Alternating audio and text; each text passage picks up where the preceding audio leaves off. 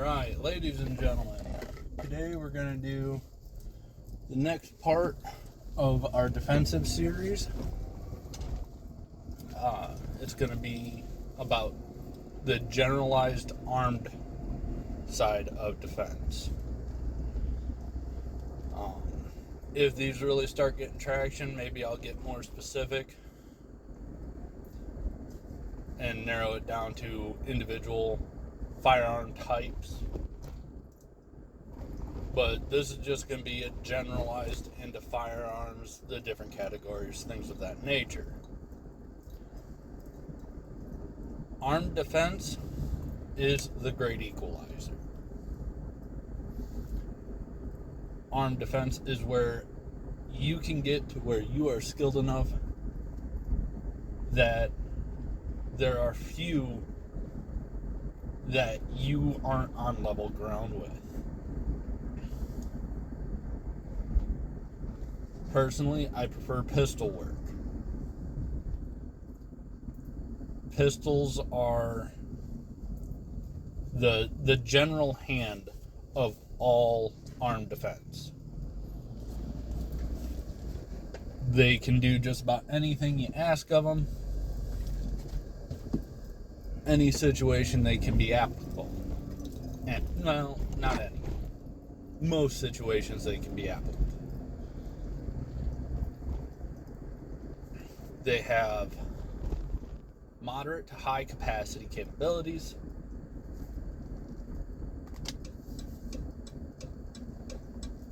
While remaining compact and having enough force to do the job. Shotguns. Devastating power, limited capacity. However, they can be extremely cumbersome and get in the way if you aren't properly trained on that platform. The intimidation factor is actually the most well-known sound in the country, and I think even the world, is the pumping of a pump-action shotgun, particularly the Mossberg 500 and or Remington 870. The common belief is that just racking the shotgun is enough to scare away most intruders. And in theory, that's great. In theory, it means if you wake up in the middle of the night in your house and you give that thing a rack because you heard somebody smash through your window, there's a high probability that they're going to take off and run because they don't want to end up catching what you got for them. However, I subscribe to the theory that firearms should not be a threat. Firearms should never be used to threaten anybody. Firearms are an absolute last resort. If you're pulling a firearm, you're going to work. You go with the intent of ensuring the safety of yourself and those around you. If you are not willing to complete that task, I do not recommend carrying a firearm in any way, shape, or form, be it for home defense, personal defense, or professional. If you are not willing to run that task to completion, and I'm going to be careful with what I say because I know it can get me in trouble on this platform. If you are not willing to run that task to its inevitable completion, I do not recommend having it. Because if the threat doesn't work, and there are those, be it for drug-induced reasons, mental instability reasons, whatever the reason is, that threat doesn't work, you are now obligated to see that action to completion for the safety of yourself and others. And I know not everybody has the fortitude to do that. This is not me attacking anybody. There are those who, on a profoundly personal level, can't do it. And there's nothing wrong with you. But if you use it as a threat and it don't work, and you aren't willing to see it to completion, you have actually increased the level of threat to your family. Because that is an escalation of the highest order.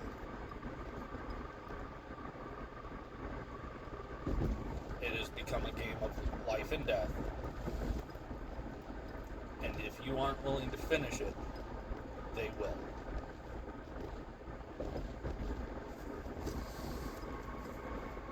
Rifles. Rifles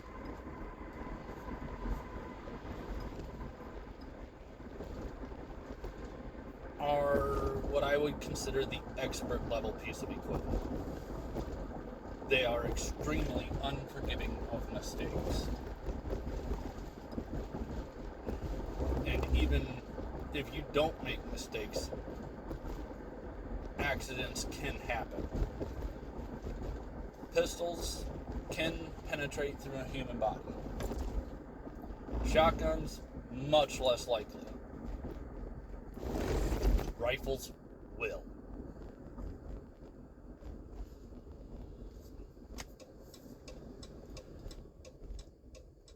If you're in town, I sincerely recommend not using a rifle for home defense. Because a rifle will travel through multiple walls, exterior and interior, with the lethal potential that if you don't know where everybody downrange of you is, you stand a very high probability of doing something you don't want to do. Rifles are very capable of collateral damage. My least favorite round for home defense or personal defense is the 223-556, just because it has the highest potential for overpenetration. Not that it's more lethal. Most hunters won't use it because it doesn't have enough energy dispersion capabilities. It doesn't put down animals and or threats effectively enough.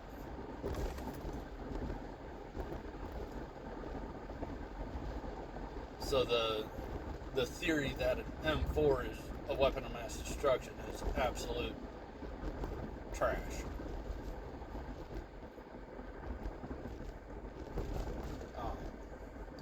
If you're going to run the AR platform, I recommend something like a pistol caliber carbine, which would be like a 9mm AR. It's more stable, allowing you to be more accurate using a pistol caliber, which means the potential for collateral damage is severely mitigated. If you don't want to run a pistol caliber carbine, you want to run a rifle round, I recommend the 300 Blackout. It's an effective round for close quarters, anything out to about 100 yards. And I'm going to be speaking close quarters in the way that I was trained, which is military.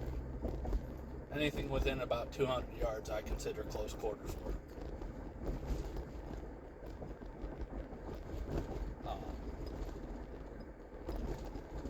Rifles are a little excessive for interior purposes. The reason it works in the military is because it allows us to work with a single platform.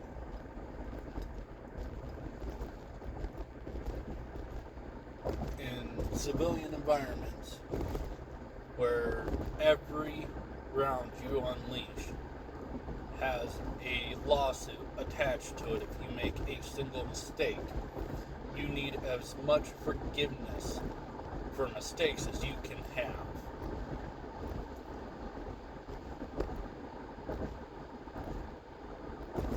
.9mm has a high degree of penetration due to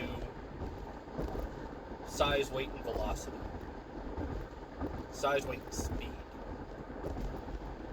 9mm is going to be lower recoil. Those who are recoil sensitive are going to be prone to 9mm. Carries more ammunition.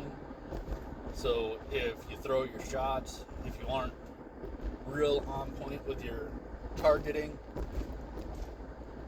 you have a little bit more forgiveness there.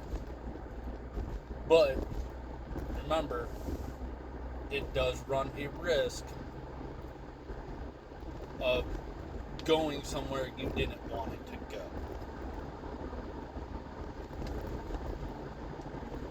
Rifles, it will probably go somewhere you don't want it to go. Unless you are incredibly skilled, I do not recommend using a rifle.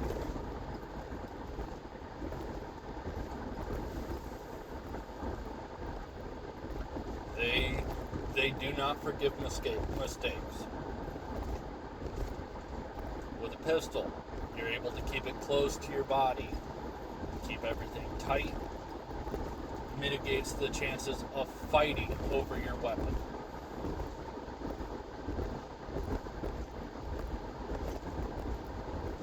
Your shotgun, devastating power.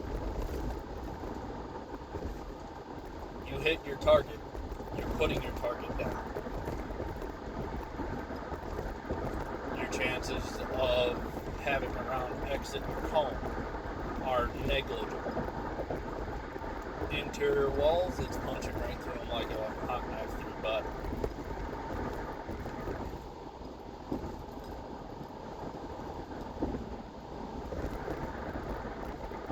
Start with pistol.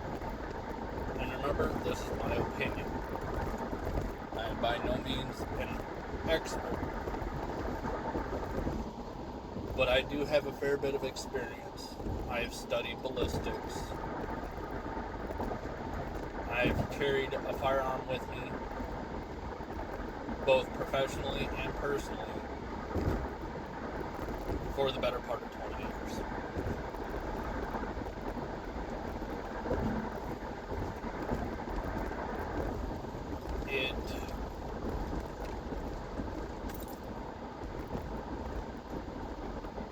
My greatest concern has always been collateral damage. I will not use a firearm as a threat to anybody. My firearm is not a threat. It is a promise of consequences.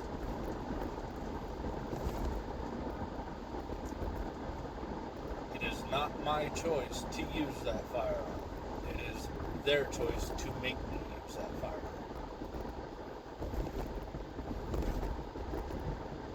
Every loss of life is horrible.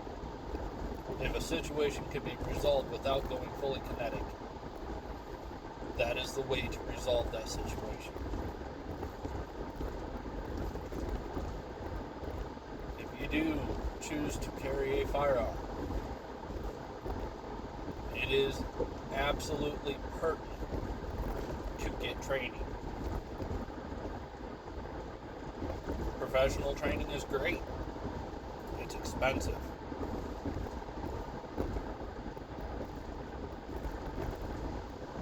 finding somebody like myself who doesn't do it professionally, but has polished those skills and is capable of transferring some of that knowledge to you. I'm by no means a professional instructor, but I was able to get my wife from being able to do regular old planking to my wife is a fairly effective shooter nowadays. It didn't take me long, just a handful of sessions,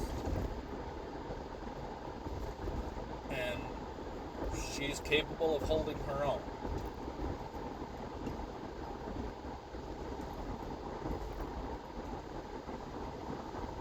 Get some training, keep practicing. If you're going to carry a gun, carry it in the same place. Every carry position has its advantages and disadvantages. For women, your purse carry. Most of you carry your purse just about everywhere you go. You can conceal a rather substantial firearm. Larger firearms have lower recoil, but it's a slower draw, and you don't always have your purse with you.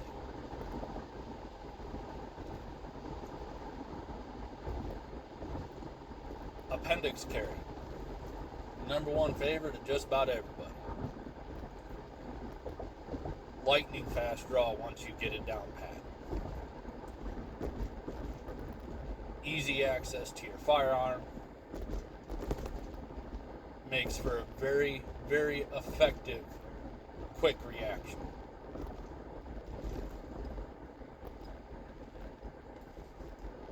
The 430, the rear draw, over what would be your wallet area for men, the back pocket. That's my preferred carry. You can conceal quite well.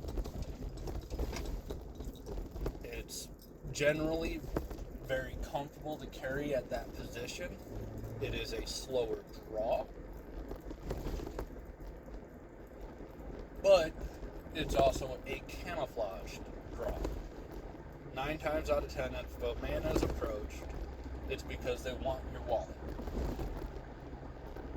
This allows you to reach for your firearm nice and slow, get a good grip, and be prepared to do the work that's necessary without raising suspicion,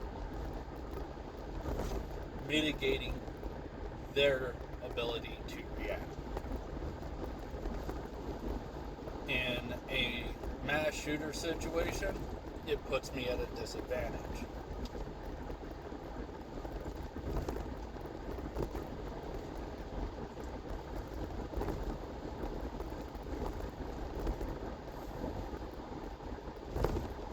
It works less for women because of the fact that most women don't carry a wallet in their back pocket. Most men do. So it works for men. For women, I recommend either one of the belly bands,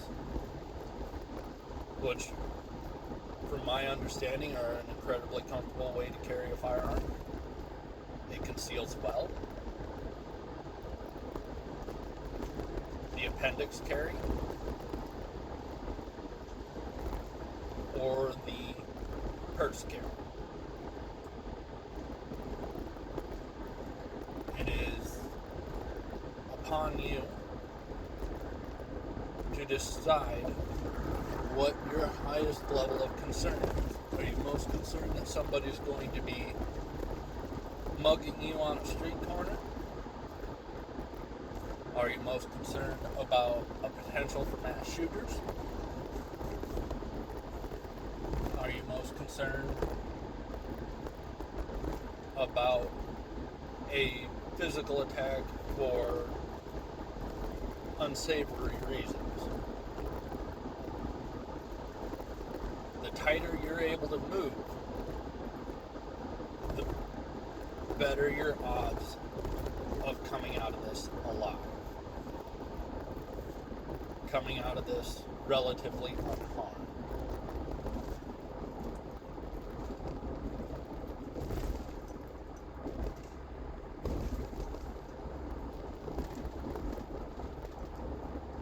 Then there's ammunition selection. I personally carry 45 ACP. It is a heavy, slow round with a large surface area upon impact, dumping more of its energy into the target. For the most part, your big three, 9, 40, 45, carry approximately the same amount of energy, which is measured in foot-pounds. They're all in excess of 300, below 500, depending on your loading. According to the people who know more about this than I do, it takes approximately 100 to put down a threat. So theoretically, any one of them can do the job, as long as you do your end of it. 45 severely mitigates your potential for collateral damage. It's shorter range, and by shorter range I mean I've used a 45 ACP to chunk lead out to 100 yards. Would I do that in a hot situation? No, I would not. But punching paper, I have punched paper at 100 yards with a 45 ACP. Is it effective? No.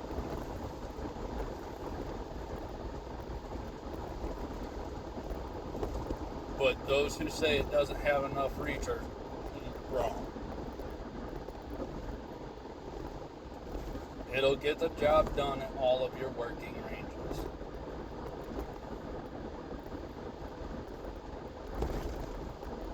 It is heavier on recoil.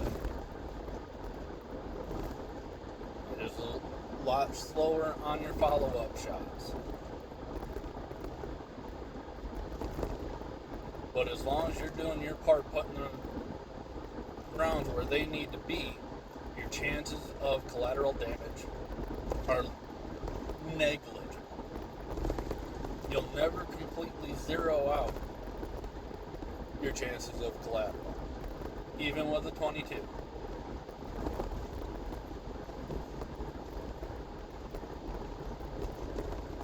But you can mitigate it. 45 is a harder to control round. 9mm, much easier to control, a little bit higher risk. 9mm has come a long way. Second, never, ever, ever use a full metal jacket in a defensive situation. It will punch through the target. Be it a small handgun or a rifle, it is going through that target with all the lethal potential it needs to end collateral damage. Do not use FMJ. Use hollow points. The deformation, expanding of the surface area allows more of that energy to dump out more quickly.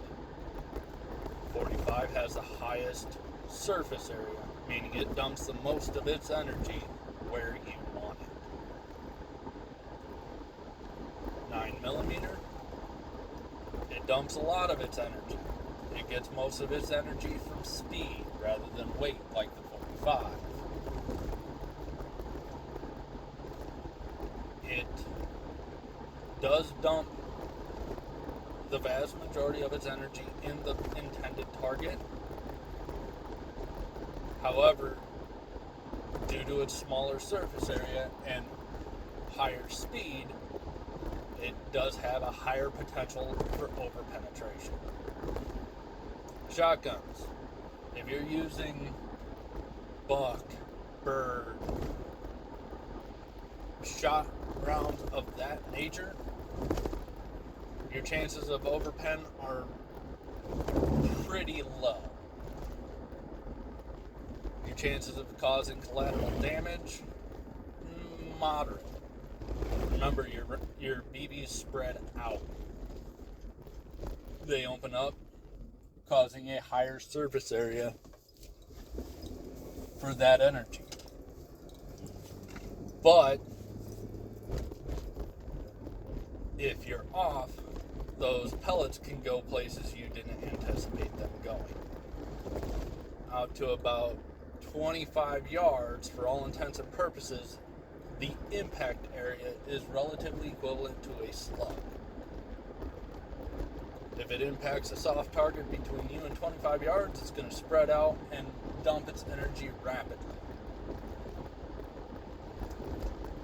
negating almost all potential for overpenetration. Slugs, those are going for a walk. You hit your intended target, they're dumping massive energy into the intended target.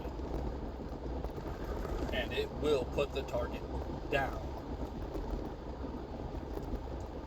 Misses are catastrophic.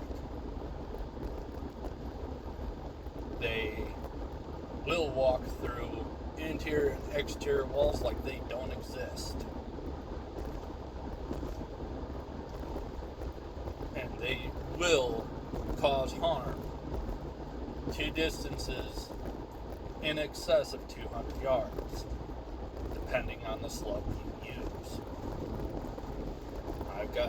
I've used hunting slugs that were accurate and effective out to 200 yards out of my dad's bolt action slug gun. They hit like an absolute Mack truck. But mistakes are not forgiven. They have incredible recoil.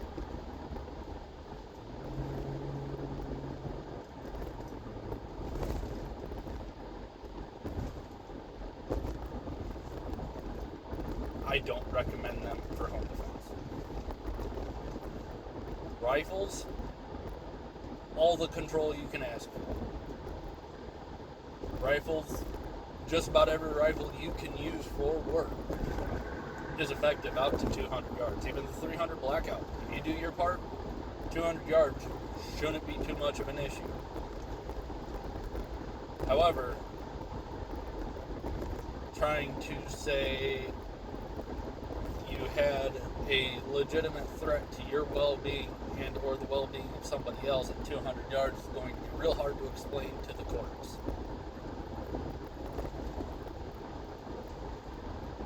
At close range, incredibly devastating to the target.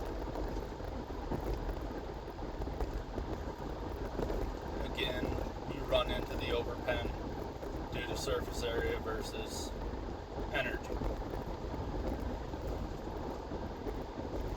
A lot of people will say pistols aren't powerful enough. They aren't effective enough. If you do your part, any weapon short of a BB gun can be effective. It's upon you to become skilled enough to work your equipment.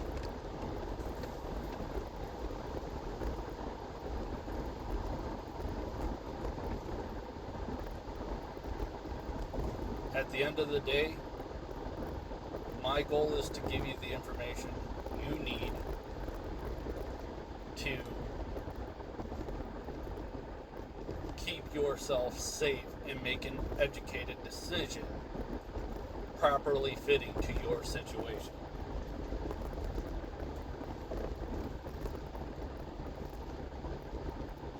And for those of you who have religious abstinence toward using lethal force, understand it. One of the 10 Commandments, commonly spoken, is thou shalt not kill. I've recently learned that the word used originally did not mean just to kill. It originally meant murder. And there's a difference between killing in self-defense and murder.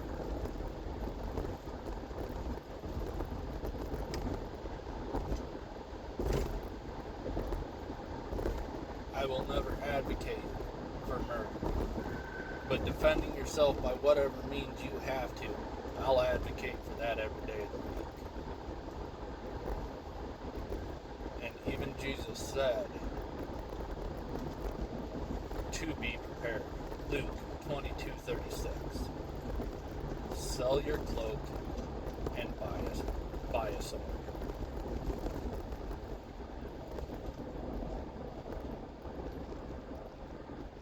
God wanted you to be able to defend yourself.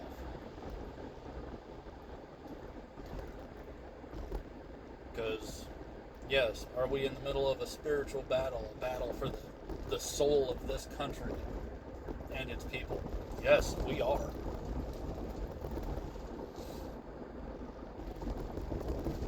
But we can't win that fight if we aren't alive to win that fight. We must be prepared to protect ourselves. Guns can be intimidating, but once you get comfortable using one, they can actually be a great stress relief. People are afraid of the number of people killed by firearms. More people are killed every day driving down the road than died on a daily basis in Afghanistan and Iraq combined. Soldiers at war were more likely to live than soldiers on the streets at home. The only reason vehicles aren't viewed as more terrifying than a firearm is because everybody knows how to use them. Everybody has experience using them. Firearms, if they were to become as common as vehicles, as regularly used as vehicles, would have the same stigma as a vehicle.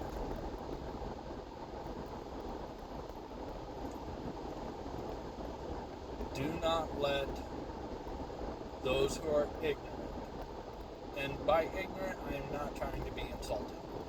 Ignorance is a lack of knowledge. Has nothing to do with intelligence. It is simply a lack of knowledge.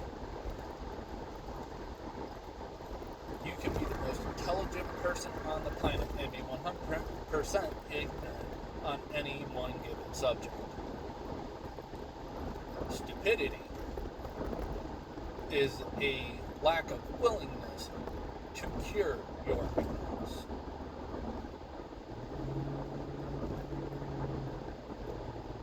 Do not let somebody whose ignorance leads to fear stop you from doing what is necessary to protect yourself and your family.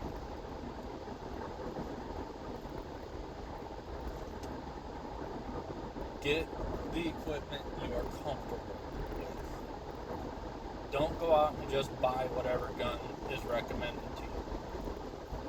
Most gun stores will let you put hands on different weapons before purchasing. Go to a range that allows for rentals. Use some different calibers to get a feeling for that equipment so that you know what you are capable of handling. Make an educated purchase so that you're not afraid of the equipment that you use.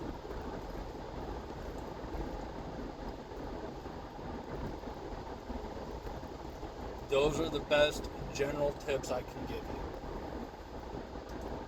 Be safe. God bless.